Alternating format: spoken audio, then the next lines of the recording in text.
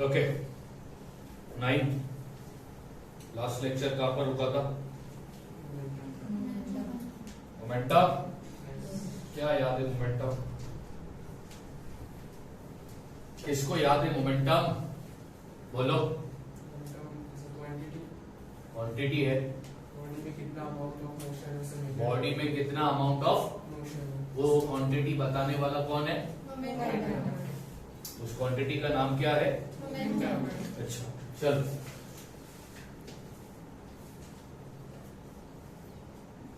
ये object A है, okay? ये ऑब्जेक्ट बी है, ओके? कितने ऑब्जेक्ट है?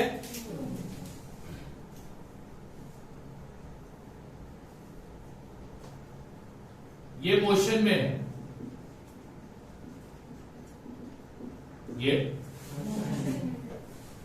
और ये रेस्ट पोजीशन पर है। कौन से पोजीशन पर है? रेस्ट मतलब चल रहा है? चल रहा है। चलो ठीक है, यहां पे ध्यान दो। ऑब्जेक्ट ए ने ऑब्जेक्ट बी को स्ट्राइक किया।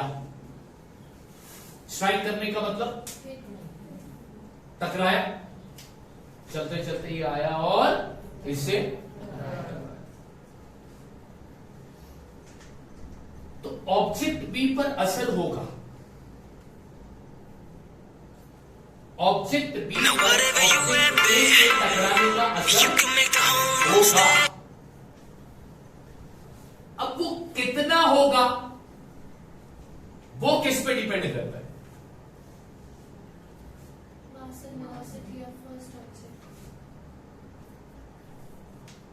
समझ लो मैंने क्या बोला? हाँ, समझे मैंने क्या? ऑब्जेक्ट ए कार है, क्या है ये? ऑब्जेक्ट बी वॉल है, क्या है ये? वॉल रेस्ट पोजीशन पर है और ऑब्जेक्ट ए मोशन में है। तो चला चला ऑब्जेक्ट ए चला और ये वॉल से क्या हुआ? टकराया। तो टकराने के बाद इस वॉल पर इफेक्ट होगा कि नहीं होगा? अब इस वॉल पर इफेक्ट कितना होगा ये किस पर डिपेंड करता है? बोलो बोलो। मास और मास और किसका मास? ए का या बी का? किसकी वेलोसिटी? ए की या बी की? वेलोसिटी को अगर सिंपल वर्ड में बताए तो ऑब्जेक्ट ए का मास कितना होगा? ऑब्जेक्ट बी की वेलोसिटी क्या? ऑब्जेक्ट ए की वेलोसिटी क्या होगी? उस पर डिपेंड करता है ऑब्जेक्ट बी पर असर क्या होगा। तो यहां पर तुमने मेरे को क्या बोला कि sir effect of object A on object B depends on object A mass and ये तुमने बोला ना मेरे को? हाँ या ना? यस और नो? ठीक।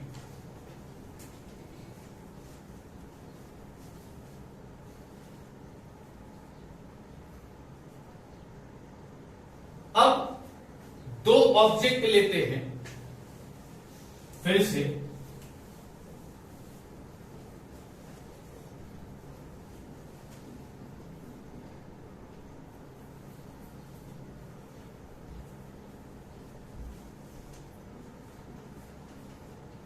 Object x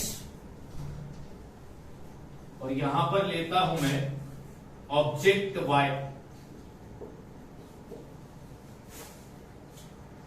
okay, object X और ऑब्जेक्ट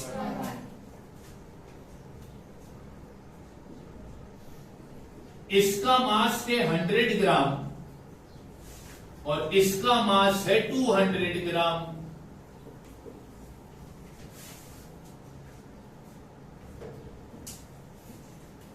दोनों भी रेस्ट पर है, दोनों भी रेस्ट पर है।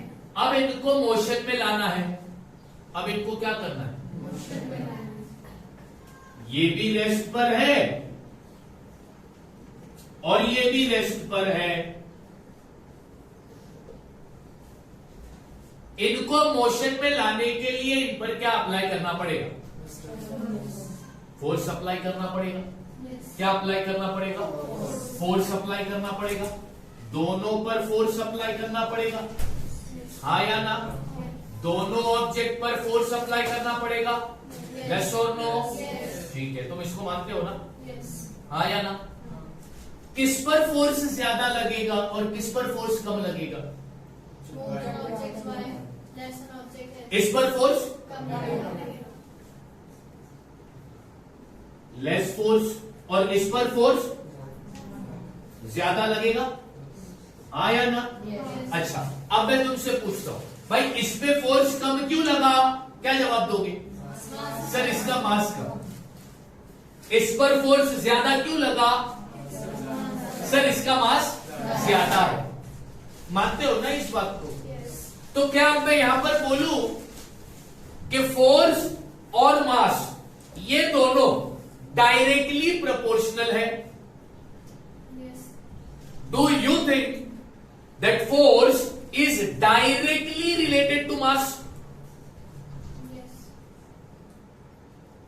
मैंने लास्ट लेक्चर में ये स्टेटमेंट डायरेक्टली रिलेटेड, ये स्टेटमेंट, ये वर्ड, ये दो वर्ड का मतलब समझाया था भैया। क्या बताया था? अगर एक क्वांटिटी बढ़ती है तो दूसरी क्वांटिटी भी, अगर एक क्वांटिटी बढ़ने की वजह से दूसरी क्वांटिटी बढ़ी, एक क्वांटिटी घटने की वजह से दूसरी क्वांटिटी घटी, तो हम बोलते हैं वो दो क्वांटिटी एक दूसरे से डायरेक्टली रिलेटेड है या फिर डायरेक्टली प्रोपोर्शनल है। याद आया? तो क्या अब यहां पर मैं बोल सकता हूं कि फोर्स और मास ये दोनों डायरेक्टली रिलेटेड है, हाँ या ना? मास कम है तो फोर्स भी, मास ज्यादा है तो फोर्स भी। मतलब क्या कंक्लूजन निकला? तुम मेरे को बोल रहे हो sir force is directly proportional to mass. क्यों डायरेक्टली प्रोपोर्शनल? क्योंकि मास बढ़ने से फोर्स बढ़ेगा, मास घटने से फोर्स घटेगा। तो फोर्स और मास के बीच में कौन सा रिलेशन है? डायरेक्ट। ये क्लियर हो गया? ठीक है, अब और एक एग्जांपल देखो।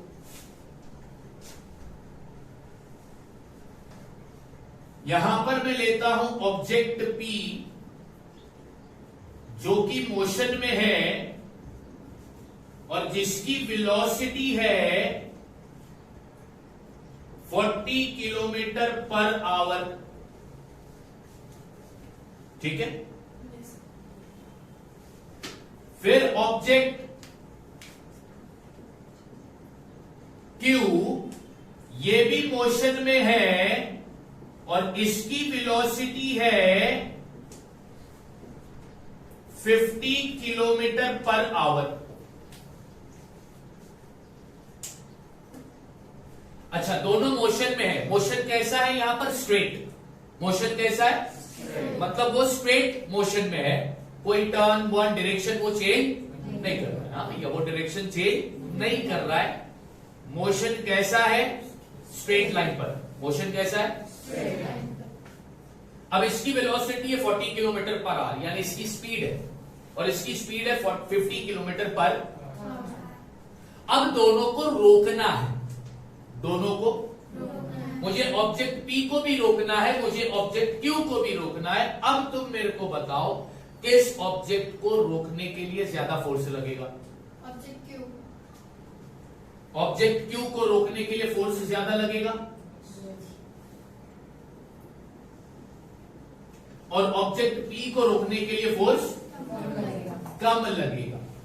अब मैं तुमसे पूछता हूं वजह कि ऑब्जेक्ट पी को और क्यू को तुमने जब कंपेयर किया तो कंपेयर करने के बाद तुम्हें पता चला कि ऑब्जेक्ट पी को रोकने के लिए फोर्स कम लग रहा है, ऑब्जेक्ट क्यू को रोकने के लिए फोर्स ज्यादा लग रहा है। क्यों? तुम बोलोगे सर अगर कंपेयर करो तो ऑब्जेक्ट पी की वेलोसिटी कम है और ऑब्जेक्ट क्यू की वेलोसिटी, तो कम वेलोसिटी मतलब कम, ज्यादा वेलोसिटी मतलब ज्यादा। तो क्या मैं बोल सकता हूं कि force is directly proportional to velocity? Yes और नो? यानी कि फोर्स और मास के बीच में डायरेक्ट रिलेशन, फोर्स और वेलोसिटी के बीच में भी डायरेक्ट रिलेशन।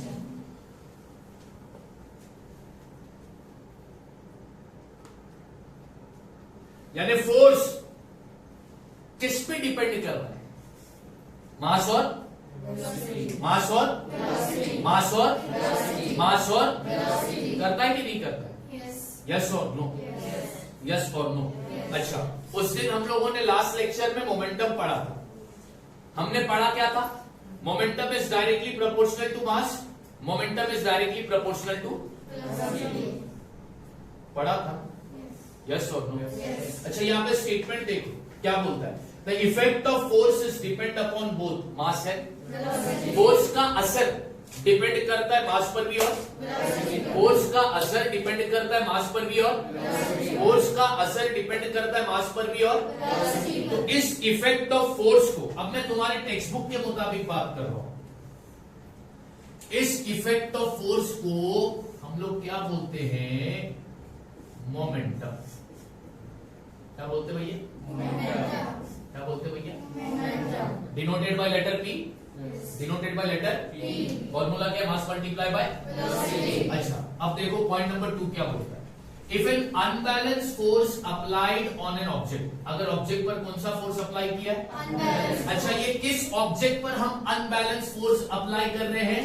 वो ये उस ऑब्जेक्ट पर हम अनबैलेंस फोर्स अप्लाई कर रहे हैं जो ऑलरेडी मोशन में है, जो ऑलरेडी ऑब्जेक्ट मोशन में है और उस पर हम अनबैलेंस फोर्स अप्लाई कर रहे हैं। तो क्या होगा?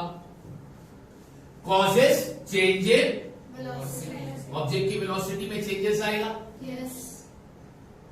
एक ऑब्जेक्ट ऑलरेडी मोशन में है और उस पर तुमने अनबैलेंस फोर्स अप्लाई किया तो उसकी वेलोसिटी में चेंज आएगा कि नहीं आएगा? या तो वो फोर्स की वजह से वेलोसिटी बढ़ेगी या तो वो फोर्स की वजह से वेलोसिटी घटेगी, लेकिन उसकी वेलोसिटी में चेंजेस आएगा। वेलोसिटी में चेंजेस आया मतलब मोमेंटम में चेंजेस आया कि नहीं आया? यस और नो? यस और नो? यस और no? Then it also causes the change in momentum. अब ये पॉइंट बहुत इंपॉर्टेंट है और इसी पे पढ़ने जाएंगे अब हम न्यूटन का second law of motion. Force require to cause a change in momentum, momentum को चेंज करने के लिए फोर्स जो लगेगा, मोमेंटम को, ऑब्जेक्ट के मोमेंटम को चेंज करने के लिए जो फोर्स लगेगा वो डिपेंड करता है किस पर? Rate of change of momentum. ये बात तुम्हें याद रखनी है। ऑब्जेक्ट के मोमेंटम को चेंज करने के लिए जो फोर्स रिक्वायर्ड होगा वो किस पे डिपेंड करता है? किस पे डिपेंड करता है? किस पे डिपेंड करता है? ऑब्जेक्ट के मोमेंटम को चेंज करने के लिए जो फोर्स रिक्वायर होगा वो फोर्स किस पर डिपेंड करता है? याद रखोगे इस बात को। अब rate of change of momentum क्या है? Change in momentum upon time. Rate of change of momentum क्या है? Change in momentum upon time. अब चेंज इन मोमेंटम मेरे को कैसा मिलेगा? Final momentum minus final momentum minus final momentum minus final momentum minus final में momentum is is denoted by mv, initial momentum is denoted by M, mv का मतलब क्या होगा, mu का मतलब क्या होगा,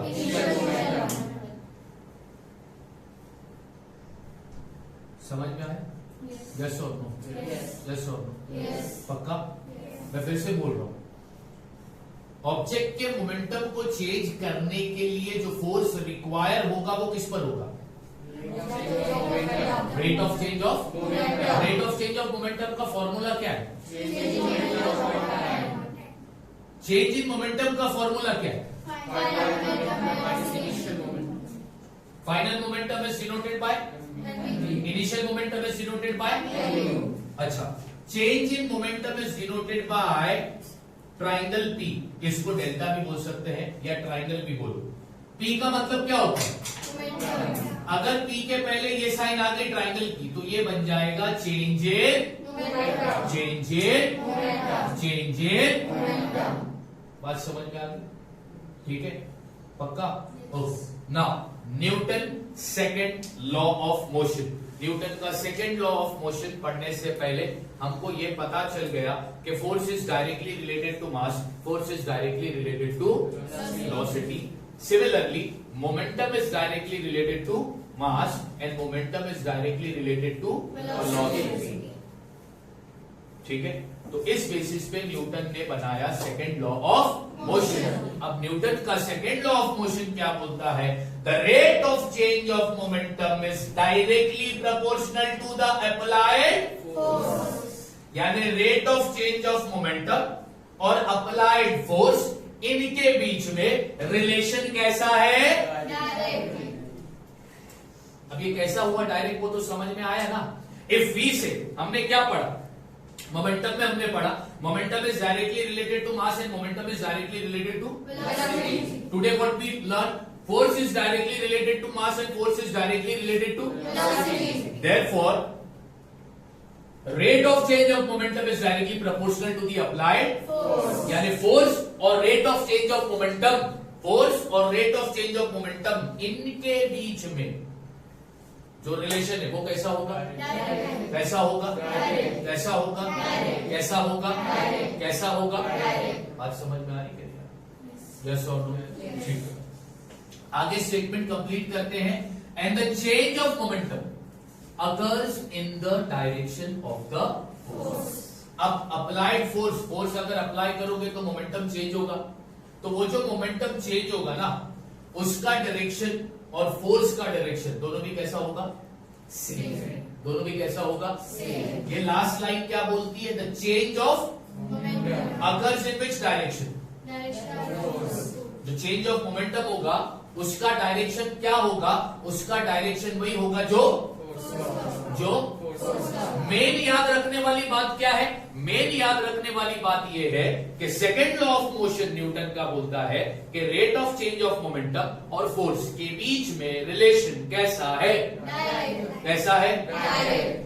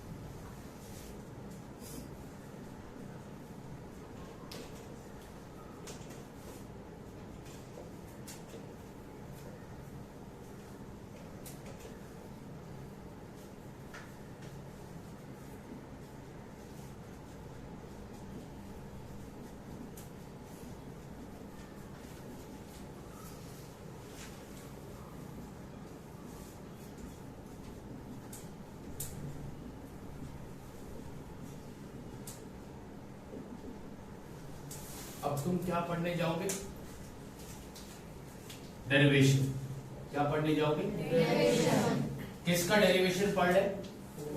इसको फोर्स इक्वेशन बोलते या फिर फोर्स इक्वेशन बोलो या फिर। अब हम फोर्स इक्वेशन बनाएंगे या इक्वेशन ऑफ मोशन बनाने जा रहे हैं। किसकी मदद से? With the help of with the help of Newton के सेकंड लॉ ऑफ मोशन की मदद से हम बनाने जा रहे हैं फोर्स इक्वेशन या फिर इक्वेशन ऑफ मोशन।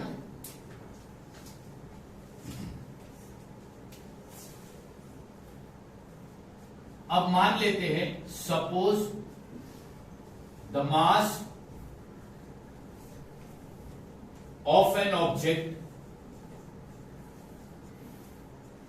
Bm, मान लेते हैं ऑब्जेक्ट का मास क्या है? ठीक है। Has an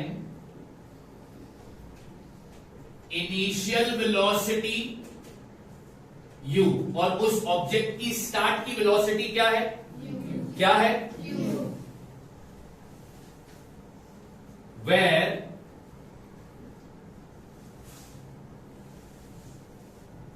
a force F is applied, force कितना लगा है? in the direction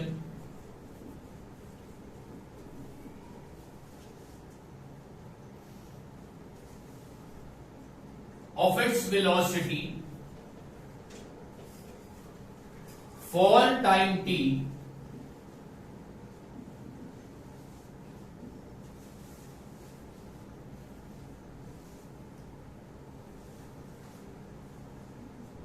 its final velocity become v। ये एक एजम्पशन है। अभी अपन बनाने क्या जा रहे हैं? किसकी मदद से? ठीक है, न्यूटन के सेकंड लॉ ऑफ मोशन की मदद से हम फोर्स इक्वेशन बनाने को जा रहे हैं। एक बात का ध्यान रखो, ऑब्जेक्ट मोशन में होगा वो भी स्ट्रेट लाइन में, मतलब रास्ता कैसा होगा? रास्ता कैसा होगा? Object will be in a motion along a straight line. ठीक है, ओके, ठीक। अब जो ऑब्जेक्ट मोशन में है, मान लो उसका मास क्या है? क्या है उसका मास? उसके स्टार्ट की वेलोसिटी क्या है? फिर उस ऑब्जेक्ट पर क्या अप्लाई किया? कितना? ये जो फोर्स हमने अप्लाई किया उसका डायरेक्शन और वेलोसिटी का डायरेक्शन सेम था। यानी ये स्टेटमेंट क्या बोला है? Force is applied in the direction of, यानी वेलोसिटी का जो डायरेक्शन था उसी डायरेक्शन में मैंने क्या अप्लाई किया? तो अब जाहिर सी बात है, फोर्स अप्लाई करने के बाद उसकी वेलोसिटी चेंज होगी कि नहीं होगी? हाँ या ना? तो उसकी फाइनल वेलोसिटी क्या बन गई? क्या बन गई? क्या बन गई? क्या बन गई?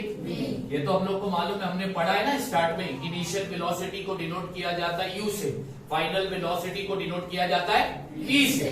पढ़ लिया ये तो हम लोगों ने। ठीक है, अब हम बनाने जा रहे इक्वेशन ऑफ मोशन या force equation.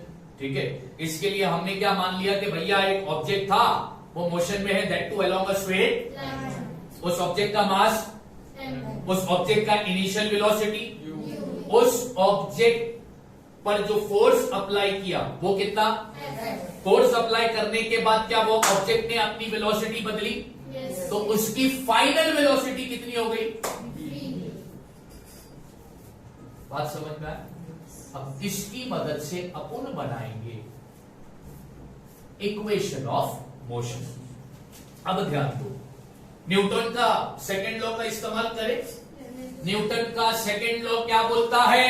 Rate of change of is directly proportional to, बोल रहा कि नहीं बोल रहा?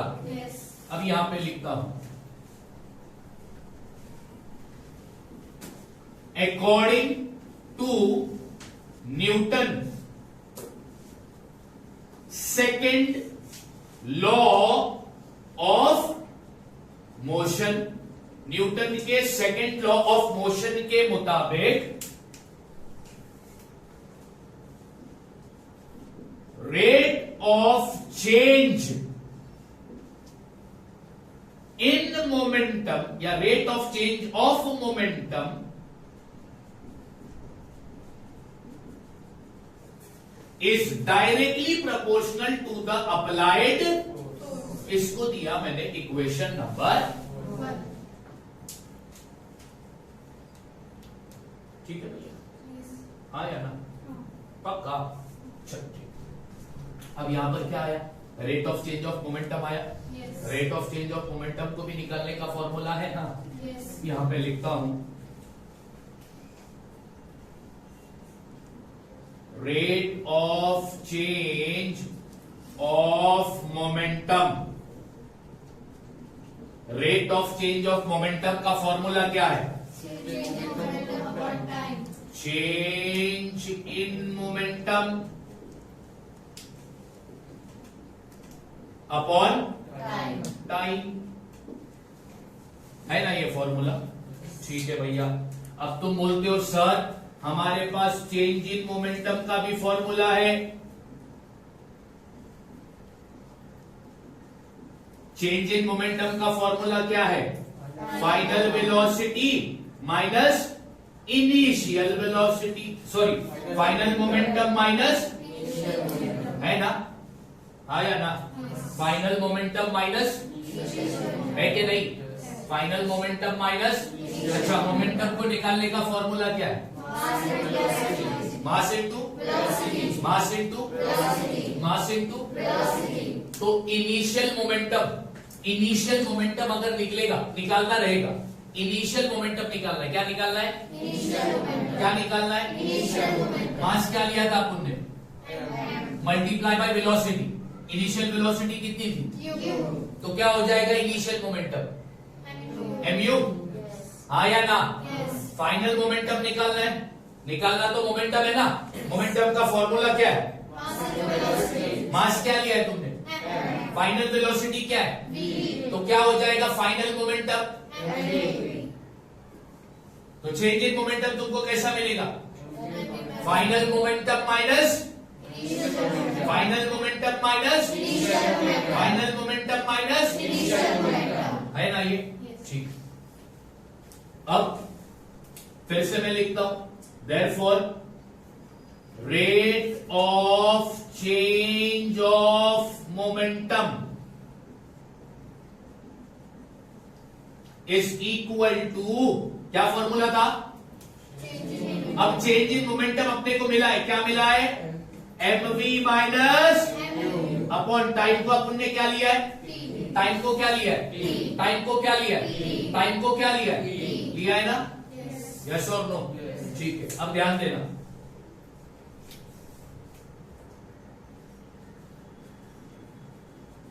Rate of change of momentum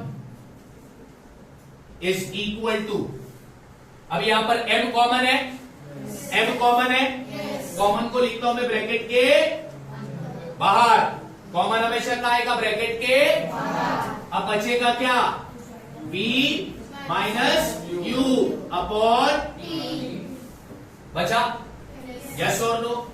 ठीक है। अब तुमको थोड़ा सा याद करना होगा, एक बात बहुत इंपॉर्टेंट बात याद करनी है। Rate of change of momentum is equal to, ये m तो मैं एज इट इज लिख रहा हूं। v का मतलब होता है फाइनल वेलोसिटी, u का मतलब होता है इनिशियल वेलोसिटी।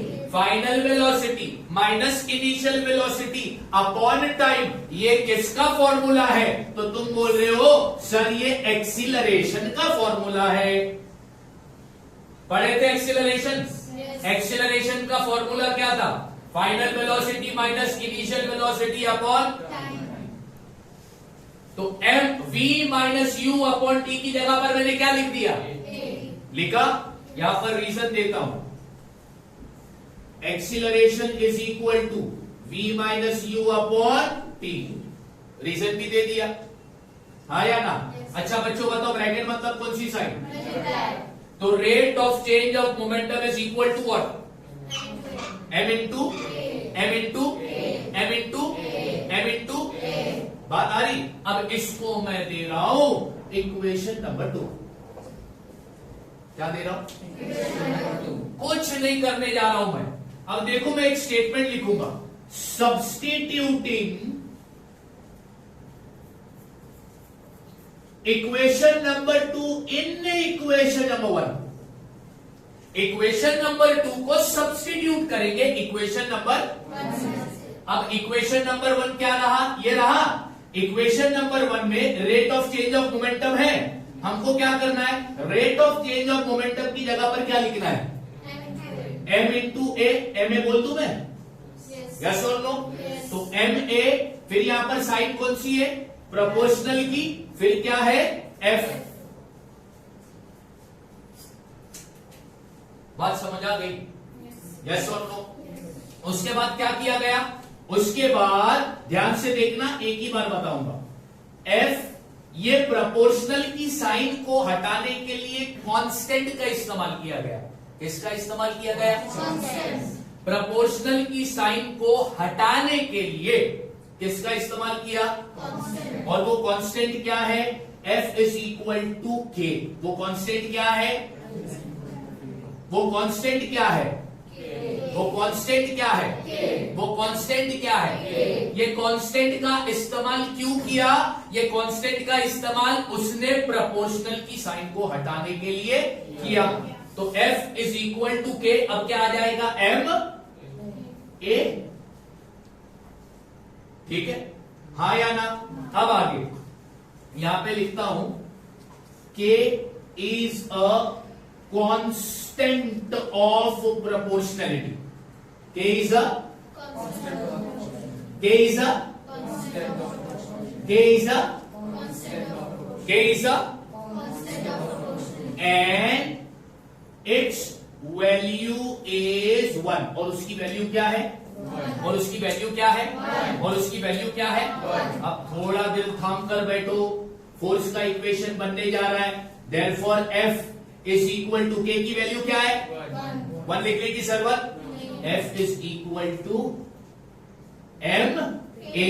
ये बन गया तुम्हारा फोर्स इक्वेशन। ये जो फोर्स इक्वेशन तुमने बनाया, किसकी मदद से बनाया? न्यूटन का second law of motion. F is equal to ma, इसको बोला जाता है force equation.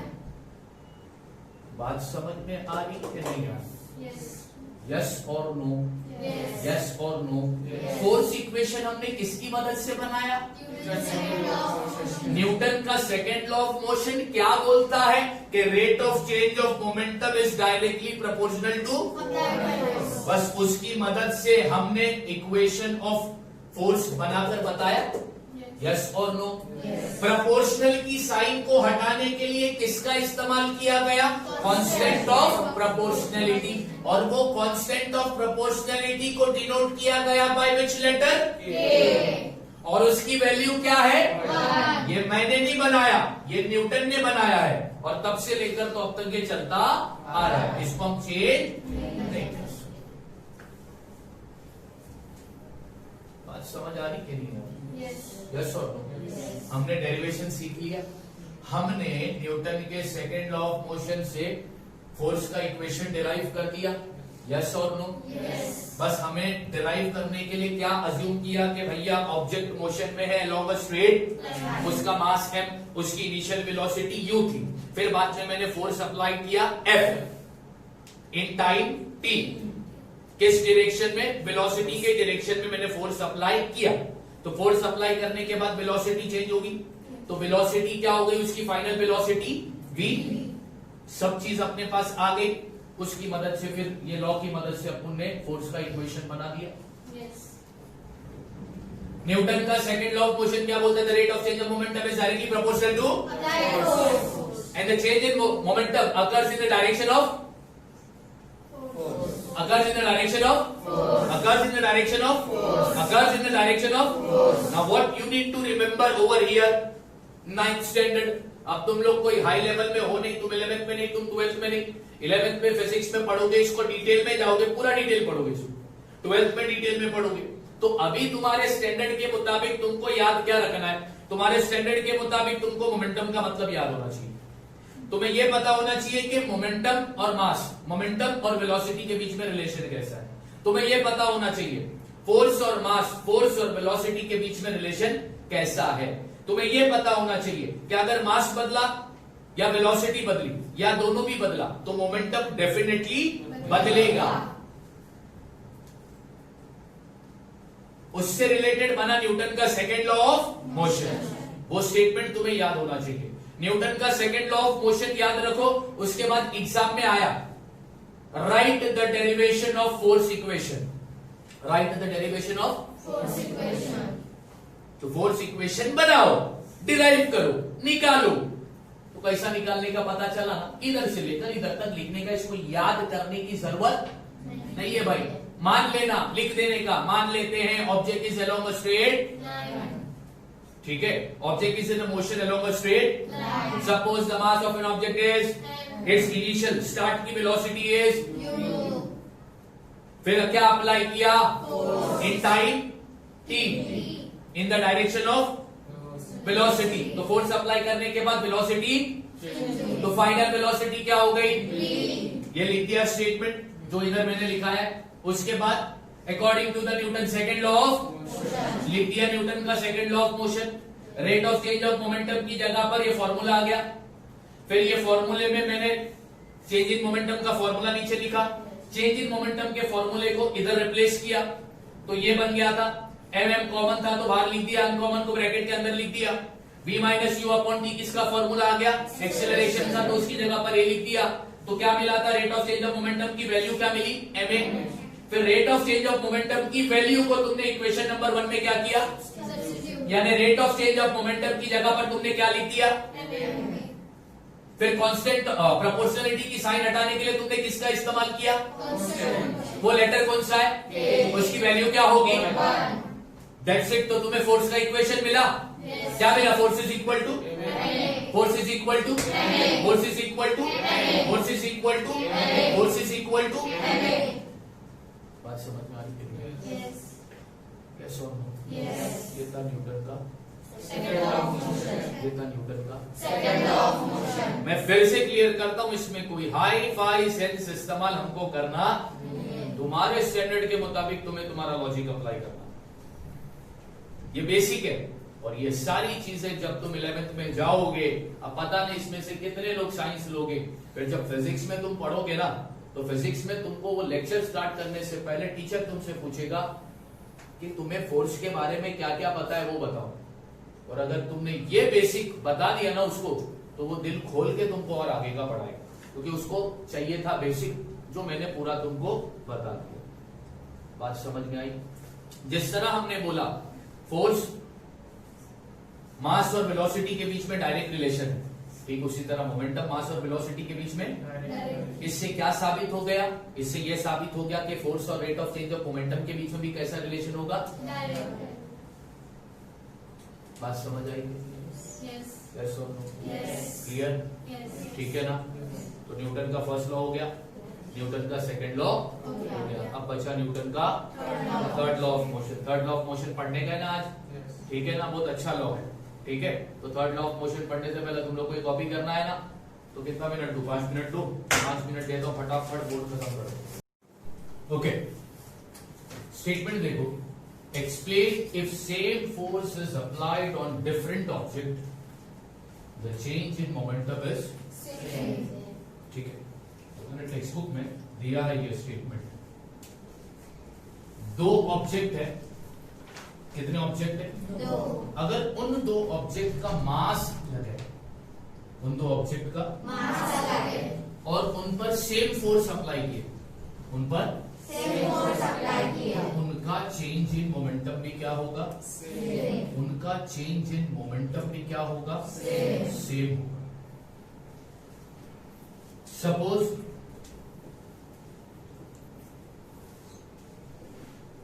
two object with different मास। मान लो दो ऑब्जेक्ट है हमारे पास और उन दो ऑब्जेक्ट का मास कैसा है?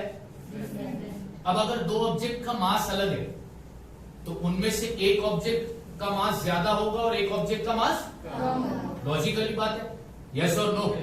अगर दो ऑब्जेक्ट का मास अलग है, ठीक है, तो उन दो ऑब्जेक्ट में से एक ऑब्जेक्ट का मास और एक ऑब्जेक्ट का मास, ठीक है।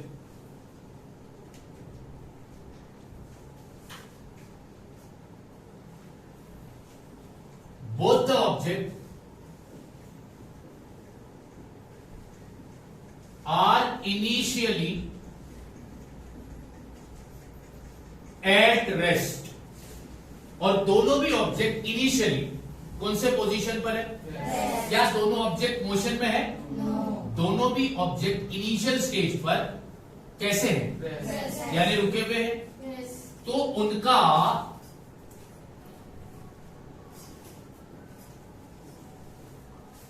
इनिशियल मोमेंटम क्या होगा?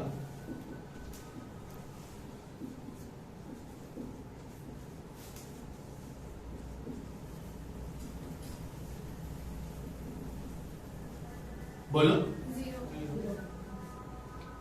कैसे जीरो होगा? ऑब्जेक्ट जब रेस्ट पर होता है तो उसकी इनिशियल वेलोसिटी क्या होगी? क्योंकि वो मोशन में। ऑब्जेक्ट जब रेस्ट पर होता है तो उसकी इनिशियल वेलोसिटी क्या होती है? अब इनिशियल मोमेंटम का फॉर्मूला क्या है? Initial momentum is equal to, momentum का फॉर्मूला क्या है? Mass multiply by velocity. अब यहां पर u का मतलब होता है इनिशियल, इनिशियल वेलोसिटी क्या है उसका? तो उसका इनिशियल मोमेंटम क्या होगा? जीरो होगा। मैं फिर से रिपीट कर रहा हूं, दो ऑब्जेक्ट है जिनका मास अलग है, दोनों ऑब्जेक्ट इनिशियली, उन दोनों ऑब्जेक्ट का इनिशियल मोमेंटम क्या है? क्या है? जीरो।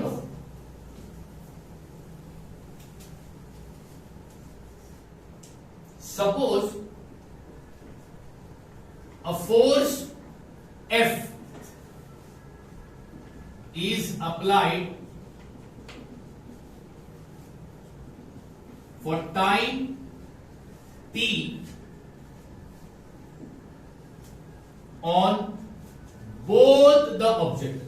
अब दोनों ऑब्जेक्ट पर मैं क्या अप्लाई कर रहा हूं? फोर्स अप्लाई कर रहा हूं। कितना फोर्स अप्लाई कर रहा हूं? और कितने टाइम के लिए? यानी दोनों ऑब्जेक्ट पर मैं सेम अमाउंट का फोर्स अप्लाई और सेम टाइम के लिए। यस और नो? यस और नो?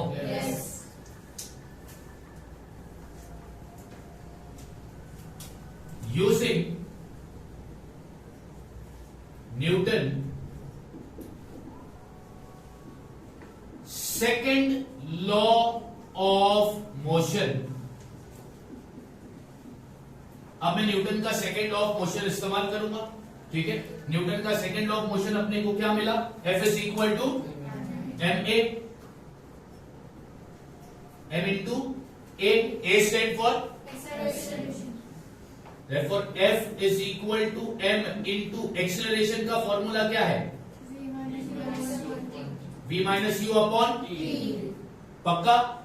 therefore F, अब ये t डिवाइड से यहां पर आ जाएगा तो ये क्या हो जाएगा? Ft। m को इससे क्या करना है? m को v से मल्टीप्लाई करोगे तो क्या आ जाएगा? माइनस m को u से मल्टीप्लाई करोगे तो क्या आ जाएगा? तो Ft is equal to what?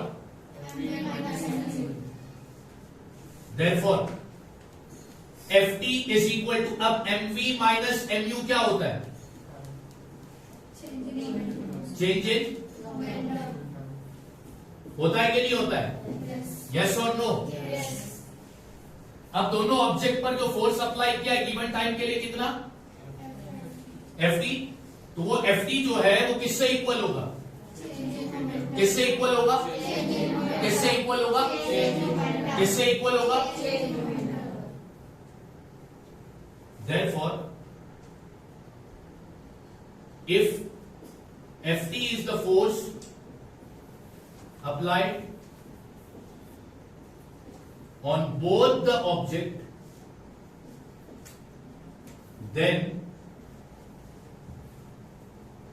या तो इसको ऐसा लिखता हूं,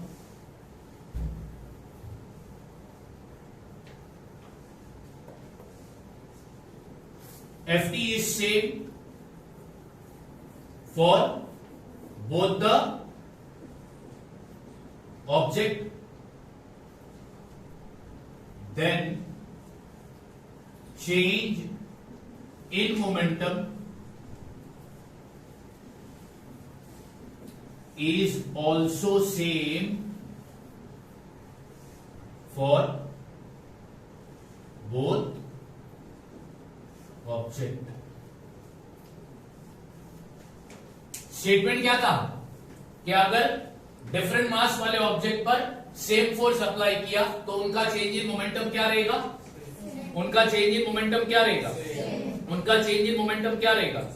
अब दोनों ऑब्जेक्ट पर जो हम लोगों ने फोर्स अप्लाई किया वो कितना अप्लाई किया, एफ अप्लाई किया, यस और नो, एफ अप्लाई किया। अब दोनों ऑब्जेक्ट का चेंज इन मोमेंटम अपने को क्या मिला, एफ टी इसी को, दोनों ऑब्जेक्ट का चेंज इन मोमेंटम क्या मिला मेरे को, एफ टी मिला ना। अगर एफ टी दोनों ऑब्जेक्ट का चेंज इन मोमेंटम है मतलब ये स्टेटमेंट ट्रू है या फॉल्स है, ये स्टेटमेंट ट्रू है या फॉल्स है, ये स्टेटमेंट ट्रू है या फॉल्स है। तो ये बात याद रखना कि अगर दो अलग मास वाले ऑब्जेक्ट पर सेम फोर्स अप्लाई किया तो उनका चेंज इन मोमेंटम कैसा रहेगा, उनका चेंज इन मोमेंटम कैसा रहेगा, उनका चेंज इन मोमेंटम कैसा रहेगा, खाली डिफरेंट क्या आएगा। अब तुमने बोला दो ऑब्जेक्ट है अलग मास के, अब दोनों पे तुम सेम फोर्स अप्लाई कर रहे हो तो एक ऑब्जेक्ट ज्यादा स्पीड में मूव करने लगेगा और एक ऑब्जेक्ट कम स्पीड में मूव करने लगेगा। जो ज्यादा हैवियर ऑब्जेक्ट होगा वो कम स्पीड में मूव करेगा और जो लाइटर ऑब्जेक्ट होगा वो ज्यादा स्पीड में मूव करेगा। अब ये स्टेटमेंट को प्रूव करने के लिए अपन ने न्यूटन का सेकंड लॉ ऑफ मोशन इस्तेमाल किया, यस और नो।